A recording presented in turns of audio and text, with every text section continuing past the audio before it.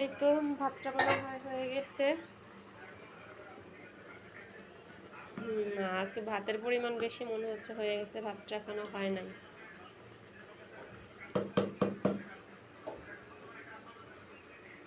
ঢেকে দেই। আর আজকে কী কী রান্না করা হবে, এটা হচ্ছে আপনার লেয়ার মুরগি, শিং মাছটা রান্না হবে কুমড়ো শাক দিয়ে। আর এদিকে কি আছে, কালকের গোশত আছে, এই জন্য ভাজি টাজি কিছু করবো না, এগুলোতেই হয়ে যাবে। আমি এখন এই মাছগুলোকে, দেখছেন শিং মাছ কি কালো কালো, এই মাছগুলোকে এখন এটা দিয়ে পরিষ্কার করে নেব। এভাবে ধরে এভাবে করলেই, দেখাচ্ছি একটু। এখন দেখছেন মাছটা কত সুন্দর পরিষ্কার করে ফেলছি। এখন কি করব, লবণ দিয়ে রাখবো।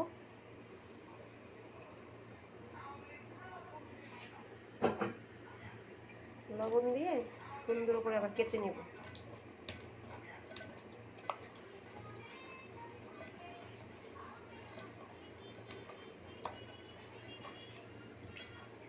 এই তো শাক ধুয়ে নিয়েছি, কুমড়ো শাক, মিষ্টি কুমড়ো শাক। আর এই যে মাছটা কেটে কিন্তু সুন্দর করে ধুয়ে নিয়েছি, মশলা রেডি।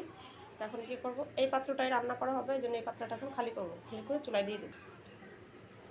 দিয়ে দিচ্ছি তেল। তেলটা একটু পরিমাণে কম দেবো। আর এই পেঁয়াজটা ভেজে রাখবো। আমি যে কন্টিনিউ যেটা করি, পেঁয়াজটা আর জিরাটা ভেজে রাখছি। এই দেখুন জিরার পরিমাণটা কতটুকু, অল্প একটু। এখন নামিয়ে নিব। দিয়ে দেবো আর একটু তেল, অল্প একটু দিলাম।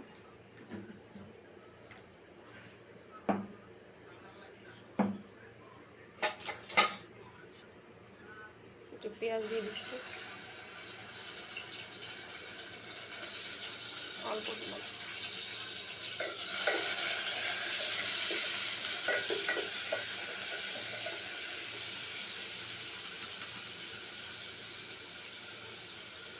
দিয়ে দিচ্ছি একটু রসুন।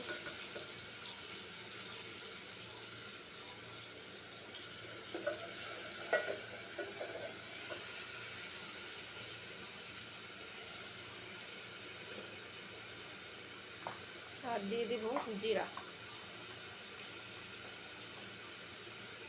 জিরার পরিমাণটা খুবই কম দেব। জিরা ধোয়া মশলাটা দিয়ে দিচ্ছি। দিয়ে দিচ্ছি হলুদ গুঁড়া,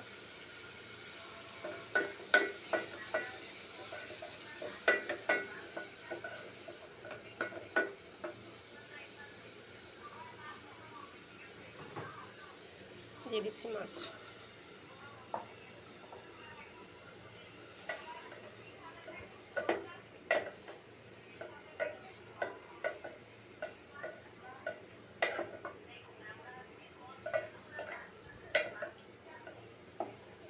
বাংলাদেশি মাছ, আজকে শেষ হবে, অনেক দিনই খেলাম। দিয়ে দিচ্ছি একটু পানি কষিয়ে নেওয়ার জন্য।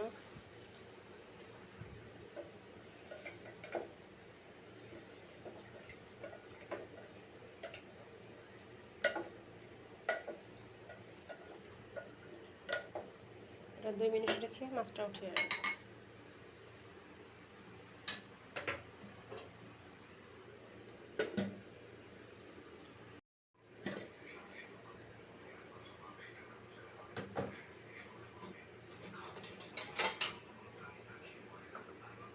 এখন আমি একটা একটা করে মাছগুলো তুলে নেব।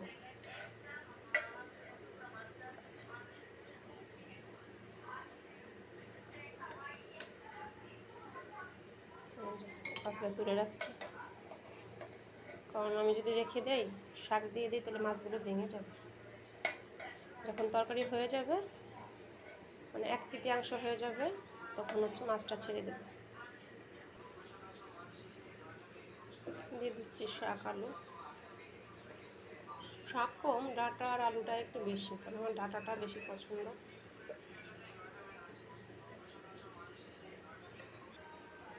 এই তো এখন আমি ঢেকে দেবো। তখন আমার শেষ করে চলে আসলাম। দেখি কি অবস্থায় আছে এখন। মনে হচ্ছে লাউ শাক, কিন্তু লাউ শাক না, কুমড়ো শাক।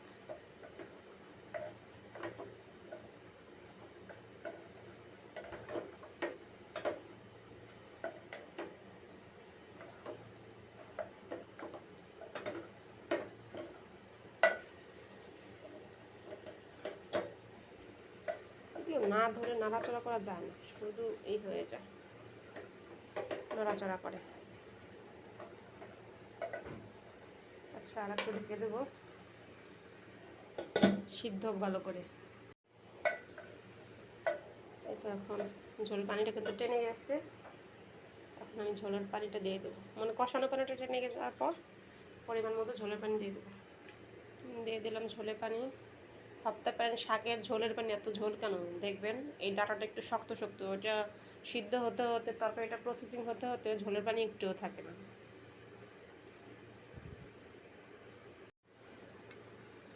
এই মুহূর্তে আমি এখন মাছগুলো অ্যাড করে দেবো। ভাবতেছেন যে এক পিস করে দিচ্ছি, আদি খেতা করছি, তা না। এই বাটি ধরে যদি ঢেলে দেই, এই ঝোলটা ছিটে এসে লাগবে হাত পায়ে। এই জন্য একটু মাছগুলো কমিয়ে তারপরে ঢেলে দেবো।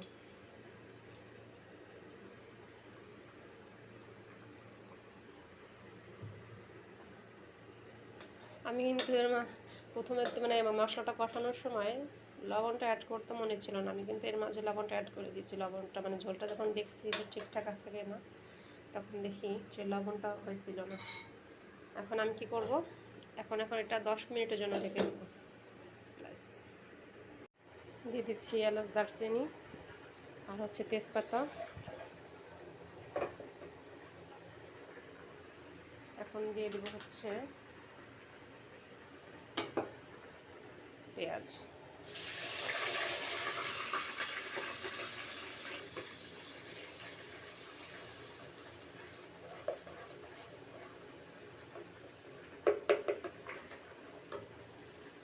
লো হিটে দেওয়া ছিল, মিডিয়াম হিটে নিয়ে আসবো এখন।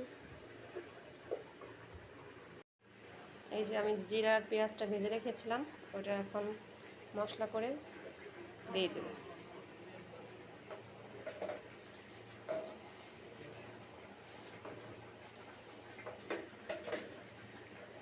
এটা কিন্তু তরকারির স্বাদ অর্ধেকটা নিয়ে আসবে।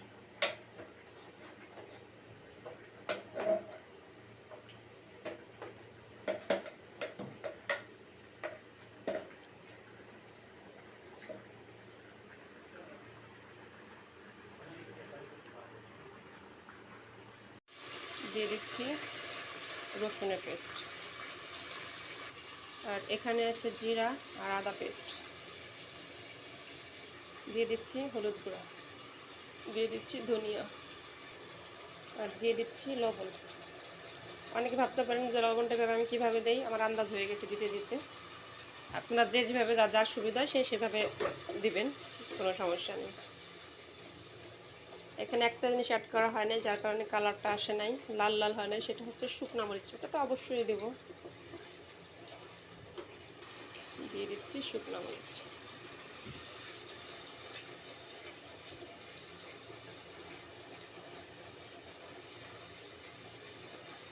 আমি আজকে একটা জিনিস ভুল করেছি, সেটা হচ্ছে শাকের মধ্যে মরিচ দিইনি। দিয়ে দিচ্ছি মরিচ দিয়ে একটু লো হিটে করে দেবো, যাতে আস্তে আস্তে হয়ে যায়।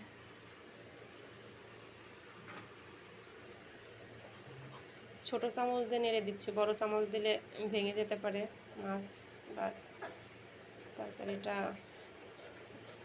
নিরামিষ বোঝে, লাবড়া আছে না, ভেঙে চুরে হয়ে যায়, কি হয়, ওরকম হয়ে যেতে পারে। কাঁটা চামচ।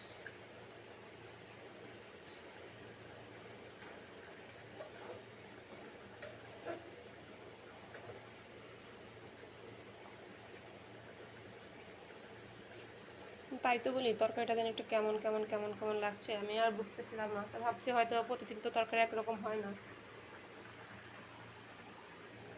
একটু ঢেকে দিলাম।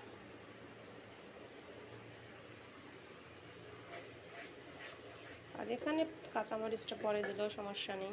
এখানে কাঁচামরিচগুলো ভেঙে ভেঙে দেবো এরকম,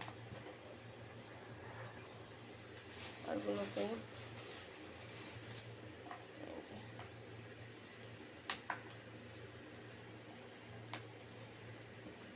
সবগুলো ভেঙে নিচ্ছি। এটা মনে থাকতে দিয়ে দিই, নাহলে আমার একটা লবণ দিতে মনে থাকে না, একটা মরিচ দিতে মনে থাকে না, ইদানিং মনে হয় কিছু হয়েছে। বিসমিল্লাহ।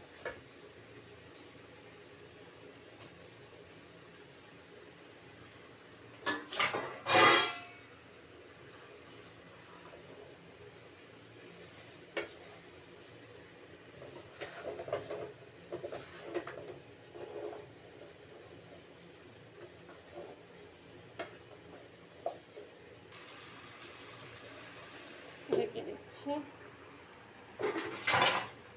এটা দিয়ে ঢেকে দিই, এটা ঢাকনা নেই, ঢেকে দিচ্ছি। তো মশলাটা একটু ভাজা ভাজা হয়ে গেলেই প্রেশার কুকারের মধ্যে দিয়ে দেবো।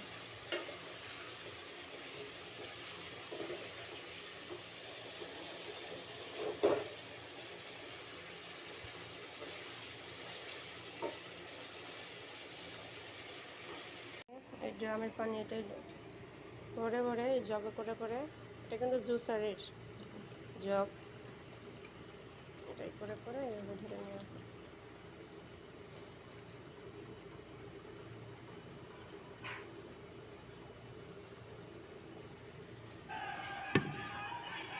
চিকেনটা কিন্তু আমার সুন্দর করে কষিয়ে নিয়ে হয়ে গেছে, দেখেই বোঝা যাচ্ছে। এখন প্রেশার কুকারের মধ্যে দিয়ে দেবো, কারণ এটা লেয়ার মুরগি, এটা 3 ঘন্টা কড়াইতে দিলেও এটা সিদ্ধ হবে না। প্রেশার কুকারের মধ্যে দিয়ে দিলাম। এখন একটু গরম মশলার গুঁড়া দিয়ে দিলাম, দিয়ে একটু নেড়ে চেড়ে ঢাকনা দিয়ে চুলার উপর দিয়ে দিই। এই তো ঢাকনাটা লাগিয়ে নেব।